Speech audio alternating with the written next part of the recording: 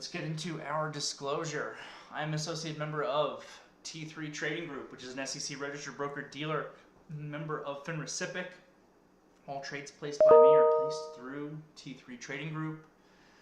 You should carefully consider whether trading is suitable for you in light of your own financial condition. Position disclosure here. Change that. If anybody's got the YouTube link and they can post it into the VTF, it's always appreciated. Thank you, Robert. Alright, where's my charts?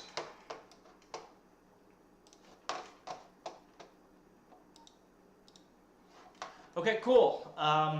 Like I said in the morning meeting today, I am in an Airbnb today and tomorrow, so I'm a little bit short-handed just with 2 screens, but I will be back to usual on Wednesday. Today went well. Today was an impressively boring day, and like we were just saying into the close, when you're this extended in the market, boring is bullish. We had every reason to go down today, and we didn't. I really thought that we were going to gap down this morning, and we didn't. A lot of the times, you know, into the close on Friday when we had quad witching, it was really wacky. Big imbalances came out, and a lot of things closed really strong because of those imbalances. A lot of times when that happens, the market will then gap down and just kind of erase those, especially those last-minute gains. And that really didn't happen at all. You know, 1 point market futures were down small this morning, but by the time we opened, we pretty much had a flat open across the board, which that in and of itself was impressively strong. We kind of talked about the bull and bear case a little bit in the morning meeting today. I think that there is definitely a case for the market to have a pullback. I think that's obvious. The rally that we had Tuesday through Friday was ridiculously strong, and it brought the market from extended to the downside to extended to the upside. And you know, just the way that markets work, into that degree of extension, you typically need to have some sort of time or price correction. Yet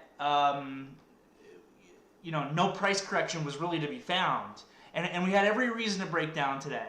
You know, technically here, 4 huge up days in a row. Market is really extended to the upside. More of the qualitative, and into the 200-day.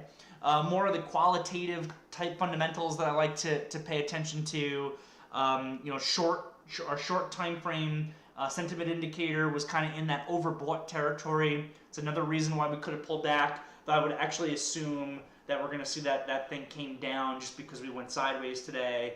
And then, you know, the Fed came out today.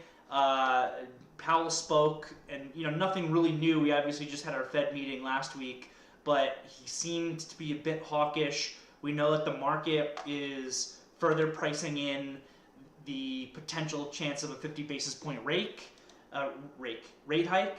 On top of that, you know, TLT was getting smoked today, so interest rates were higher. That should be bad for tech.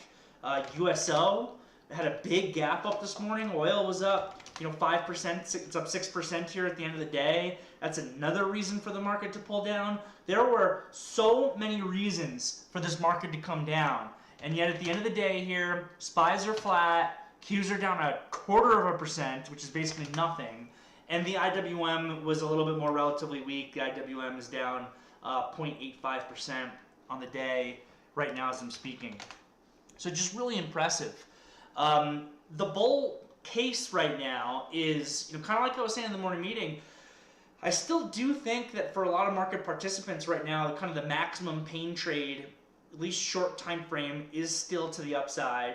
And we know from that Goldman Sachs sentiment indicator, I'm trying to pull it up here, that Pat likes to post in his note. It really represents positioning. that positioning is still extremely light right now. Goldman Sachs positioning indicator that says sentiment indicator for whatever reason, but that positioning is extremely light. So what does this mean? This means that our market rally here, which we believe started as primarily a short covering rally, and taking hedges off the table. The big question is, can that actually turn into real buying? And I think that if the market is able to hold up here, if it's able to satisfy that degree of overboughtness that the market has right now, that it shows us that real buyers are possibly becoming present, and maybe we start seeing some FOMO type situation from the funds that are out there, and then they start having to buy just to make sure that their performance is able to keep up. So it's a really interesting market, and coming in today, we basically said, let's wait and see. We talked about looking to go long our relative strength once again, which is really not extended at this point after the big pullback that happened, very early last week, starting from even the week before that. We talked about looking at our energy names. We talked about looking at our material names again today to see if we get some continuation on that. You can see here the XLE is really not extended to the upside anymore after this technical correction back down to the $70 area. But the market is, and with interest rates, TLT being down, interest rates being up, that we could be looking, if you want shorts on the book, to probably go for your NASDAQ tech type names that tend to be a little bit more interest rate sensitive. So that we can go after that type of stuff to have some shorts on and some longs on, given this degree of extension. But for the most part, we're kind of in wait and see mode here. We're waiting to see if these moving averages can really kind of catch up to these breakout levels.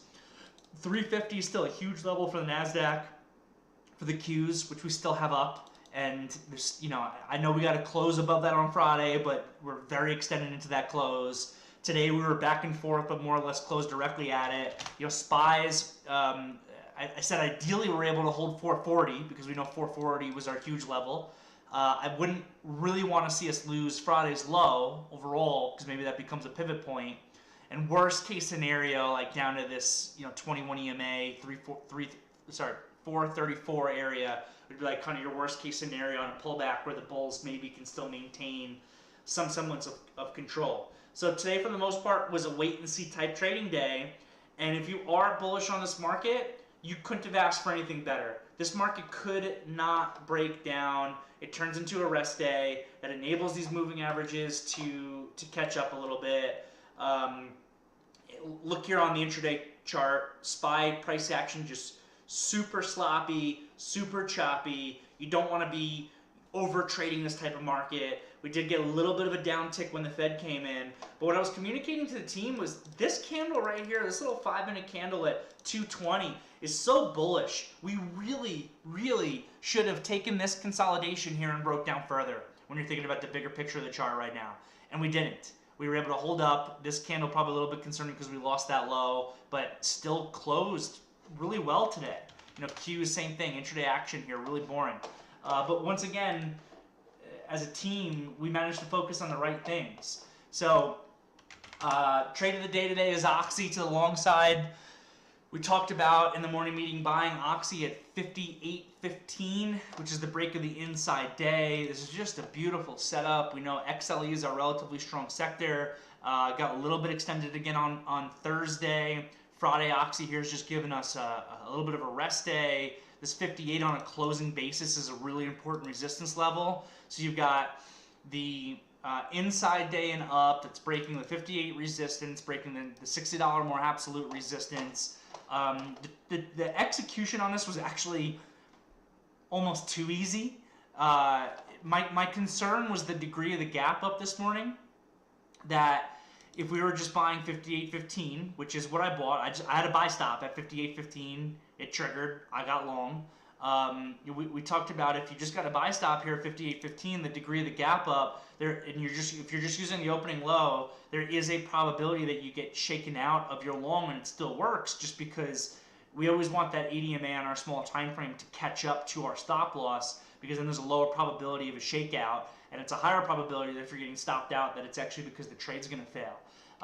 So I was a little bit concerned, that it wasn't enough risk, buying 58.15 with a stop loss of 57.83 with this degree of a gap, but that 30 cents risk or so was really all you needed on this Oxy. Very quickly, the ADMA caught up. The momentum came in. The volume confirmation was there. Through 60, we broke, which just led to the next leg up. And within an hour here, your 30 cents risk trade at $58 is giving you $4 worth of reward. So just phenomenal. Definitely one that we want to keep on swinging and keep it on our focus list, because every time this thing sets up, it just seems like it continues to pay. So we had Oxy on the radar. That worked out really well. We had Apache on the radar. I think the execution on Apache was a little bit trickier because the gap up was so big versus the inside day. Like Oxy was perfect because it traded just right through yesterday's high, opened below it, traded right through yesterday's high, lets you get in on that smaller risk. Apache a little bit trickier because if you're buying it, initially you might have to give it down to 39.38, which still, 70 cents risk for the way these things have been moving is not crazy. Ideally, I would have liked to have been able to buy through $40 because $40 was the big resistance level that we've been talking about, but it pretty much gapped just above it, which actually technically makes this a breakaway gap, which technically means you could have bought this versus 40.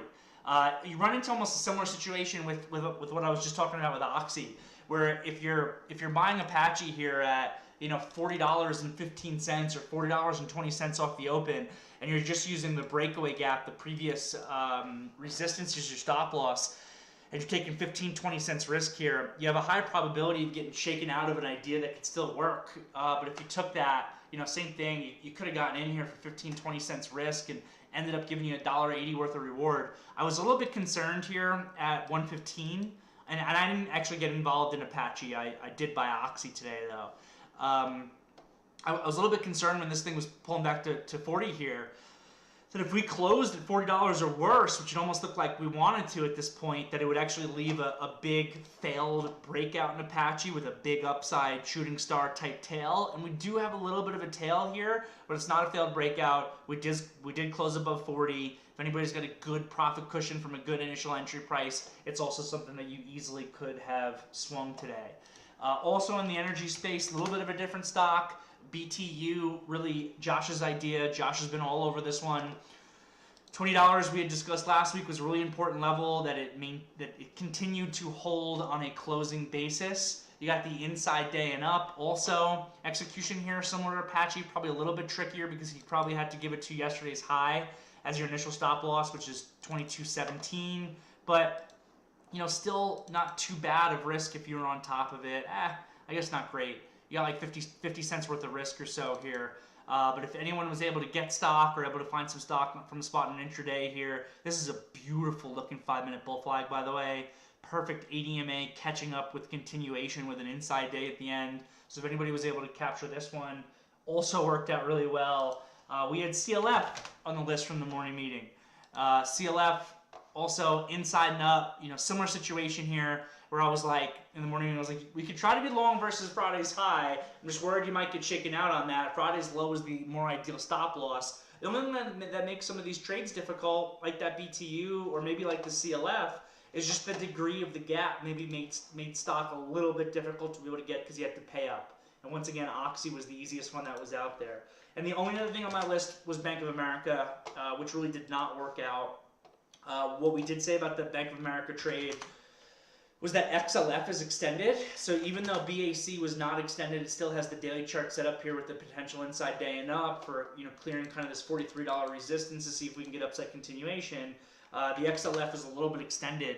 So if the XLF can't go and the market's extended and the market can't go, you got to be very careful about fighting things that are extended right now if it's not really exhibiting that sign of relative strength in the way that we want it. But overall, for a day that did absolutely nothing, for pretty much every idea that we discussed in the morning meeting to work out, with the exception of Bank of America, I think that that's really solid today. And again, with this market, having a rest day up here, having a consolidation up here into the 200 day as the SPYs are back in neutral territory, the IWM is in neutral territory bordering on bullish territory, and the Qs are right on literally on the dot of the borderline between bearish and neutral. The fact that we got a rest across the board and we were still able to find some really good trades today for execution, I think is just an awesome job by the team here. So that is all I've got. That's all I got today. And I'm happy to answer any questions. So scrolling up into the virtual trading floor, the pro desk, to about 10 after 4 to look for questions. Robert saying, can we review the Oxy trade and how we could trade it bigger? Yeah, so that was my only problem, and I know Diego and I were chatting about this a little bit during the day today. My only issue with Oxy was that I wasn't bigger in it. You know, I was already swinging it, and I was able to get an ad, so that's great. But I was nervous, like I was just explaining. I was nervous using this low as my out. I thought I had a decent probability of getting shaken out of a trade that could still work, but it doesn't mean I didn't take it. So the question is on how we could have gotten bigger. The only way that you can get bigger on this, and this is sometimes the trade-off that you get. Sometimes the trade-off that you get is you get a better risk-reward for a little bit of a lower probability of success. There was definitely a very real probability, if you were buying 58.15 right off the open, of getting shaken out of this trade and it's still working. The flip side of that is you're able to get small risk. Small risk means that you could have taken real size in this, right? So that's kind of your trade-off. Honestly, there's no reason to not take big size in Oxy today. Harder for an Apache, harder for a CLF, harder for a BTU. But for Oxy itself, all you had to do to be able to get bigger is not overthink the trade like I did. Not overthink the trade about how, oh my God, it's only 30 cents risk in Oxy, so probably I'll get shaken out of the trade. And then maybe it could still work without me or something like that.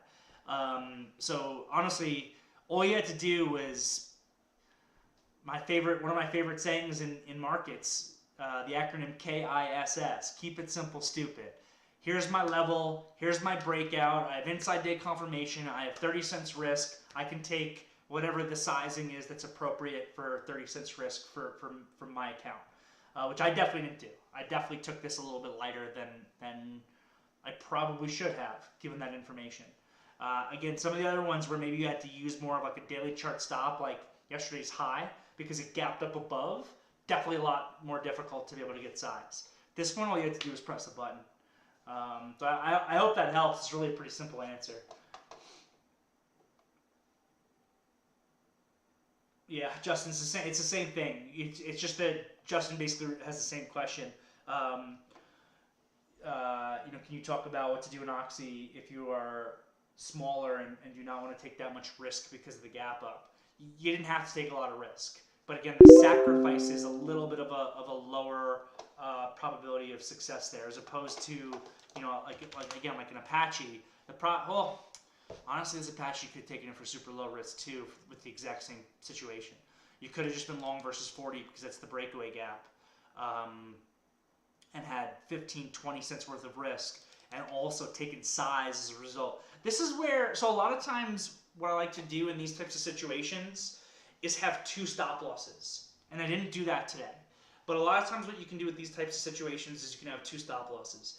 You could say, all right, I'm going long, and I still have Apache up, so I'll use this as an example.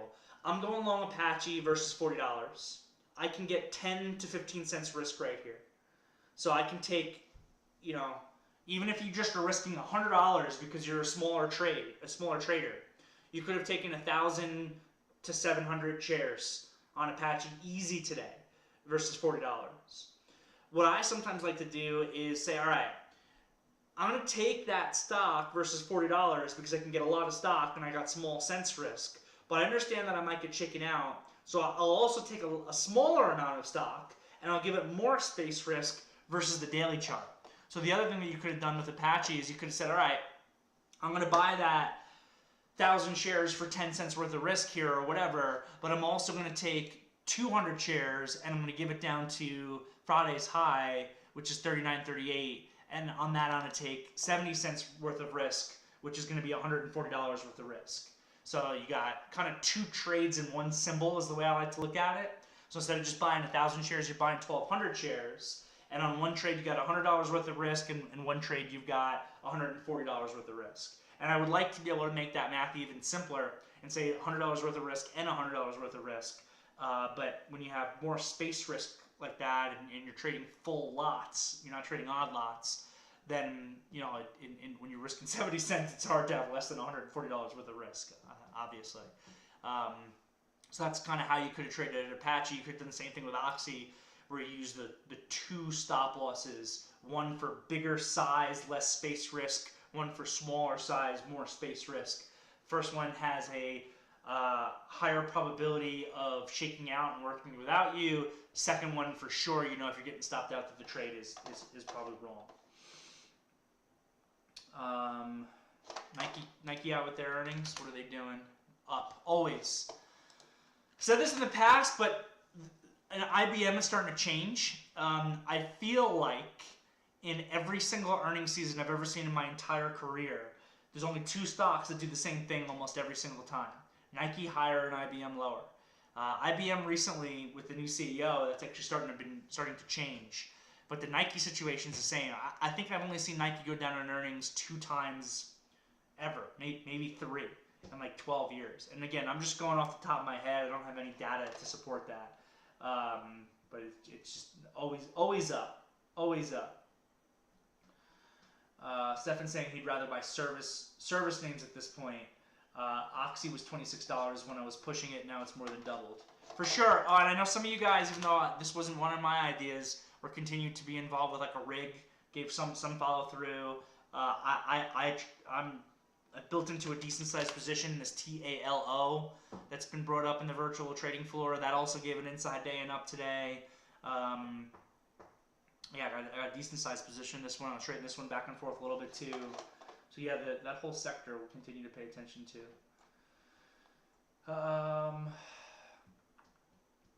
Yeah, VAL, another one that we want to continue to pay attention to. This gave it inside and up. This is another one you could have focused on. Not a great looking tail today, but the inside day and up here off of 47.13 high from Friday. Don't love this tail on VAL though. It probably needs a little bit of time now. All right, scrolling through the chatter, looking for the next question. How would you have traded Apache? We just did that. Any thoughts on FANG from Mr. Will 27? Yeah, let's take a look at FANG. Let's take a look at these stocks. So Apple was so relatively strong today, by the way, compared to the Nasdaq. And Will, that was a great call by you, basically at those lows there, to come in and scoop some Apple. And Apple was definitely the one to go to. Apple was trading really strong compared to the Qs. You can just see it on the small time frame chart. There's your Qs. There's your Apple. Like Apple ripping all the way higher, pulling back to a little bit below the opening low, as opposed to Qs barely getting green and then coming all the way back down. You can see the relative strength very early on there. So I think that relative strength is notable.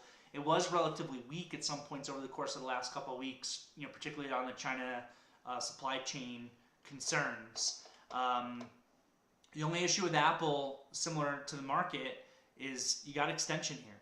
You know, you definitely have. This is a huge move in a short period of time for this stock. I mean, who does anyone know? I'm just curious. The difference in market cap on these 5 trading sessions. It's got to be a lot of money. It's got to be a lot of money. 170 is a huge level for Apple. I know it's gotten a little bit sloppy now, but you can really tell here, just looking at my line, that this has acted as support and resistance on a couple of occasions in the past, even if it's been a little bit loose. And I remember back here in February, really talking about Apple 170, and Microsoft 300.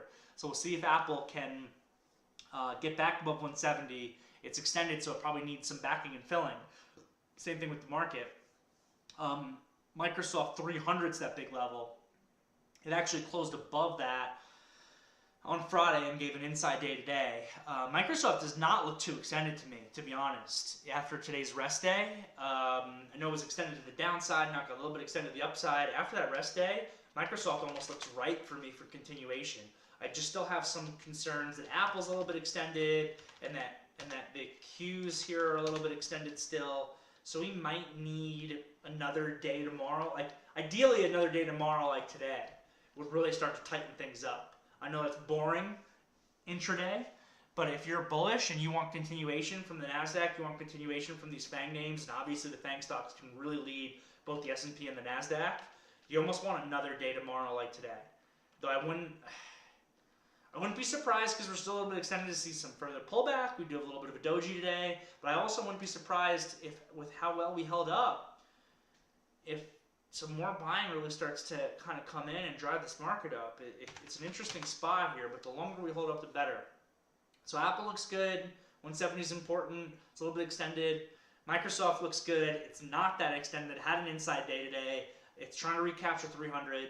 We could even look at this for a trade tomorrow, but keeping in mind that the NASDAQ being extended acts as a layer of probability against us. Amazon is also extended. It's at resistance. It's extended into resistance. It needs to chill. You can almost even look for a short time frame short here, especially if you think that the market's gonna pull back. By short time frame, I mean intraday, maybe 1 to 2 days, because you're extended into resistance in a market that's been bearish. I mean, it's really kind of a classic short setup. So I think also just let's be patient on that. Google, yeah, Google is just kind of sloppy to me still. It's just kind of sloppy. I think we stay away from that for the time being and let it reset up. Facebook caught a really big snapback. Let's see if this thing can continue to hold above $200. Good inside rest day for it. It's arguably cheap, you know, so we'll keep focusing on if these FANG names can give continuation. And Netflix should just get taken out of the acronym almost at this point. I know it's looking a little bit better, but they got to replace Netflix with Nvidia so that they can keep the yen and keep the FANG symbol going strong. 395 is important. $400 is important. I probably have the least conviction on Netflix out of any of them at this point, to be honest. They're just in a tough business right now. There's so much competition, and oh man, I was listening to a podcast over the weekend. I don't remember the statistic, but it was some statistics on streaming channel viewership on like whatever the most popular shows are and how long popular shows stay as popular. And the conclusion that you could draw from that is that in order, you know, Netflix, in my opinion, and I don't, so I dropped cable in 2008. I was the first to cut the cord. I did it before anyone else did it. And now I've got HBO, I've got Netflix, I've got Amazon Prime, I've got Hulu, I've got it's almost easier to say what I don't have. I don't have Apple TV. I don't have like Peacock. But I've got like all the major streaming ones at this point. And it's just in order. Basically, what I'm trying to get across is I think that Netflix is the leader in streaming. But in order for them to be the leader, they just have to continue to spend incredible amounts of money to keep having those top show spots. And with all that competition in there, I think it's tough. So this is probably the one I have the least conviction on all the FANG stocks from like the qualitative fundamental perspective, and the technicals don't look great either. But obviously super important for the market. So let's see how that extension in Apple and Amazon in particular is able to hold off. I'm seeing $200 billion market cap change in 5 days. One person here saying 260 billion. Yeah, it's wild. It's wild. Rebecca asking for thoughts on Nvidia. Yeah, this is the leader recently. This is the leader. Also super extended to the upside. And this should be the new N in FANG.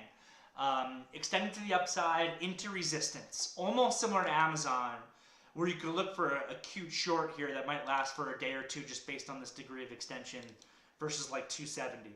I think if you're long still, from when we called it out early last week off of 210, this is a great spot to book some profit.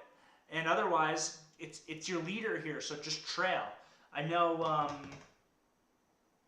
man, I can't remember who it was in the VTF. I'm sorry. But we were chatting about, oh man, totally sorry. We were chatting about AMD because you mentioned that you like kind of the break of the trend here for an AMD long. And I agreed with you that this could play catch up really fast to Nvidia. But the flip side of that is that AMD has been relatively weak over the course of the last couple of days. Nvidia was getting all that massive option flow like Thursday and Friday last week, and has definitely been kind of a leader in the space. but it's extending the resistance. So I think if you're in it, book a little profit into 270 if you can. Don't totally exit the position. Look to trail. Maybe for people who think that the market needs to have a pullback because of the degree of extension, you can look for a little bit of a cute short here versus the 270 area for like a day or two, along with Amazon, maybe a cute short versus 32.50 for a day or two, just because of the degree of extension. But just be careful, because each day that we're able to hold up here, there's a higher probability that Nvidia and Amazon and the NASDAQ potentially break out. But yeah, definitely the leader here. I like trading the SOXL, which is an ETF, leveraged ETF of the semiconductors. $40 is a big level for this thing. I know it's gotten a little bit sloppy also, but as this thing rests, we could be setting up for continuation. But you had others today, like this Micron. Oh, this snapped back. Micron closed flat today? Am I reading this right? No, I have a false print. That's a false print. I was like, this is crazy. This can't be right. But it's still a pretty good snapback. This thing's getting annihilated intraday today at one point. Yeah, so we want to keep an eye on the semis. It's like hard not to be bullish on semiconductors right now.